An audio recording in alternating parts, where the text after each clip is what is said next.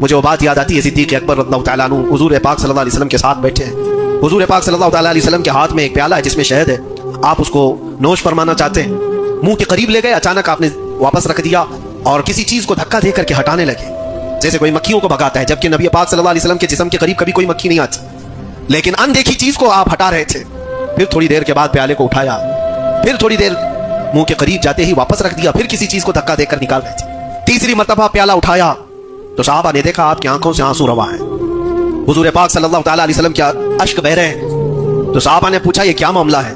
حضور اکرم صلی اللہ تعالیٰ علیہ وسلم فرماتے پہلی بار جب میں نے شہد کا پیالہ اٹھایا تو دنیا میرے پاس سج سنور کر کے آئی, تیار ہو کر آئی, اور کہا اے اللہ کے نبی میرا حسن و جمال آپ قبول کر لیں, ہر طرح کے حسینائیں آپ کے قدموں میں لا کر رکھ دوں, ہر طرح کا حسن آپ کے قدموں میں لا کر رکھ دوں گی.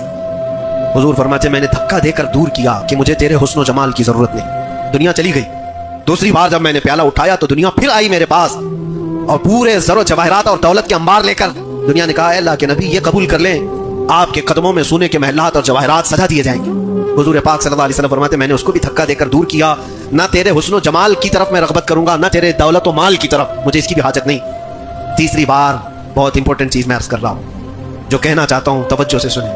حضور پاک فرماتے تیسری بار دنیا میرے پاس آئی اور کہا اے اللہ کے نبی آپ نے میرے حسن و جمال کو بھی نہیں قبول کیا, دولت و مال کو بھی نہیں قبول کیا, مجھے دھکا دے کر دور کیا, لیکن ایک بات ہے آپ کے بعد آپ کی امت ایسا نہیں کر سکے گی, وہ دولت و مال اور حسن و جمال کی طرف بھاگے گی اور آپ کو چھوڑ دے گی.